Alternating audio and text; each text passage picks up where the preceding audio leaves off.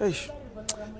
Endawo yanduna nne ndikhaḓivha ndi wapo ndi duka ndi suhana ndi ṅwana ndi wa mahunguni ahuna na zwiṅwe zwo vha zwo rali ndi mafhungo fhedzi namusi nda khou ngo tamba na Kelly ri khou ṱuwa ri khou dzhena kha 2020 fhedzi zwine vhathu vhanzhi a vha khou zwi dzhiela nṱha ndi zwa uri the important of influencers.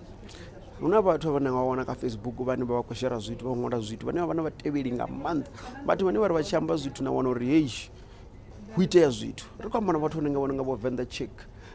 wana Venda chick with a voice ndi muṅwe vhathu vhane vha ri una vhatevheli vhanzhi ri na kana nga vho Ziggy the man vhunes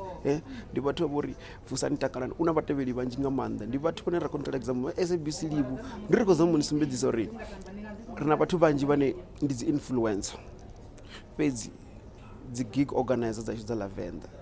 na ḓi wana ḽithihi ndi nga si wane a tshi ri u khou shuma na havho vhathu a ḓo shuma navho ṱoḓa uri vha mitele tshiṅwe na tshiṅwe mahala. Can you hire those people, employ those people, babadeleni shumani navho vhane pushele dzi event so poster na muthu a khou sokou hakedza fha heyo poster kha Facebook vhathu ndo ni khou likewa nga vhathu vha 20,000 kha ḽa 20,000 ha ḓa vhathu vha 15 ngori ape roṱhe ra thenda dzi gigi kha Facebook zwine zwa vha zwo ndi zwa uri Venda gigi dzi khou decline major gigs hu na problem ri na Royal Garden ine kha ḓivha hone okay una Bush Valley nayo suma zwavhuḓi na dziṅwe dzo zama you know what I mean but zwine nda khou zama amba zwone ndi zwa uri vhathu vhashu dzi influencers they are important zwine zwa vha zwone ndi zwa uri influencers dzina vhushaka na vhatevheli vhadzo vho farana ndi vhathu vhane vha vha uri vha thembana orala wa kona u phesiwa muṅwe na muṅwe uri a kone u renga arali thikhithi ya gigi product i mini obviously vhathu vha ḓo kona u renga hezwiḽa ngori vha khou ḓo uri hu khou amba muthu ane a vha uri vha muthemba ane vha mutakalela ane vha mutevhela ane a vha uri una impact khulwane matshiloni avho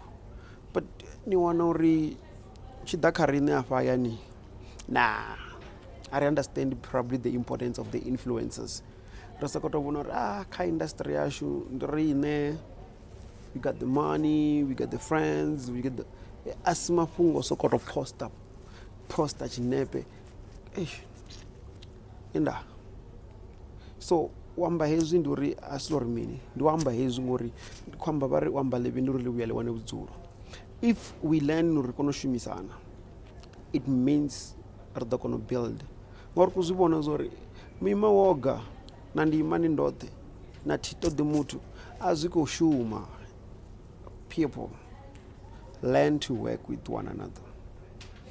Reliche ulwela zwi siho.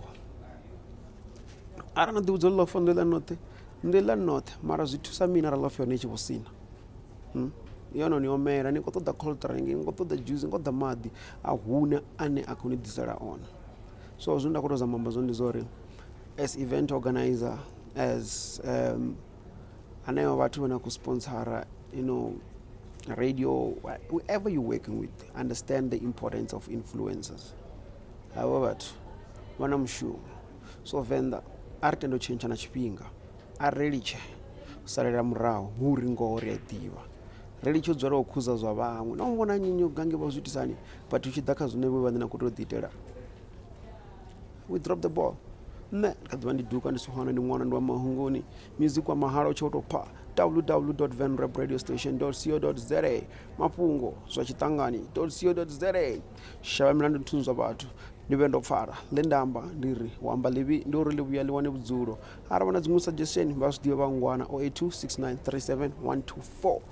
ne auna na zwiṅwe Tshivenḓa music and entertainment the podcast vhana nema amara here I don't know mulenje.